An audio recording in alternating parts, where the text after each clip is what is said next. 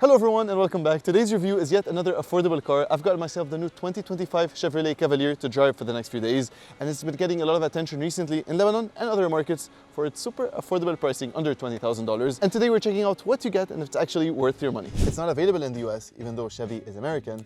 Well, because this car is only exclusively made for certain markets and certain regions, including Lebanon. In terms of quality, it's still GM's really good build quality for a car in this C segment, which competes against the Toyota Corolla and Honda Civic and a bunch of other cars at this price point. And it's currently for sale at $19,900 in Lebanon without VAT. It'll be around $22,000. Now, one of the strong points of the Chevy Cavalier and where I think it beats its competitors is that interior, because first of all, we have a large wraparound screen, one for the infotainment system and then one for the driver. We have Apple CarPlay, which is always nice to see.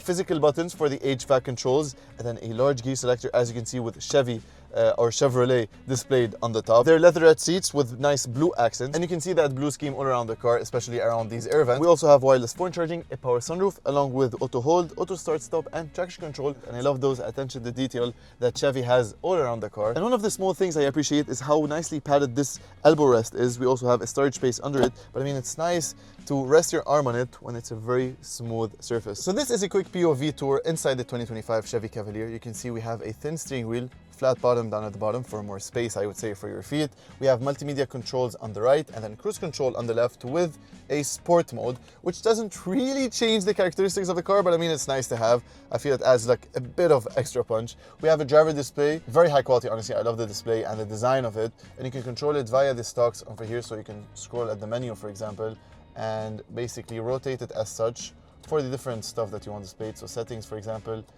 display theme. And so this is what it looks like in sport. They have different colors right now. And I love the fact you get physical buttons for the HVAC controls. Pretty easy to use, straightforward. You can see you have two USB ports over there, C and A, with a 12-volt power outlet, wireless phone charging, and the super cool gear selector with Chevrolet displayed on the top. And if I had to talk about visibility, it's top notch. We have a large windshield with very thin A-pillars, huge windows, and these small windows over there in the back reduce blind spots. We also have blind spot monitoring on the windows, which is nice to see, and a rear view camera, so yeah, no excuses if you hit the car. Now, there are only two ways to open the trunk in the Chevy Cavalier. There's a button next to the driver door, or simply using the key fob, press on the button and the trunk will technically open by itself. We have 405 liters of trunk space. Unfortunately, no passage into the back seats, but you do get a spare tire under there. And I was really happy to see that the back seats fit me very comfortably. I'm 186 centimeters and you can see plenty of legroom. Headroom is pretty good as well. We have a nice cutout in the roof with large windows, so it's not really claustrophobic inside here. Backseat passengers get an air vent, but unfortunately no center armrest, but also nice seat pockets and cubby spaces on the door bins. It was pretty surprising to see that the car is not slow. I mean, that 1.3 liter turbo does put in the work, especially with that mild hybrid setup. This car makes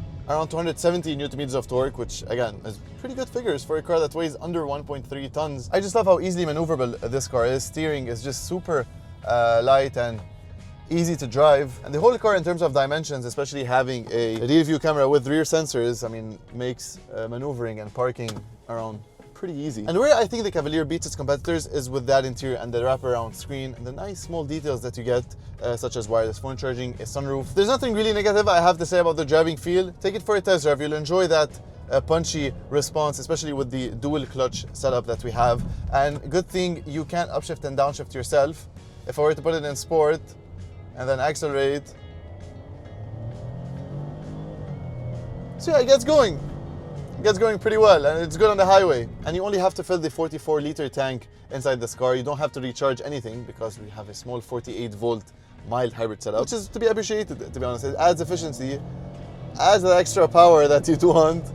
I mean, it's that thing is really nippy and just fun to drive around. And if I were to summarize it, it's a perfect daily driver. Nothing to worry about it. You just jump in this car and drive. That's it. It's comfortable. It has all the tech you need. And at this price point, you've got yourself an American badged Chevy to drive around. Take it for a test drive and let me know what you think.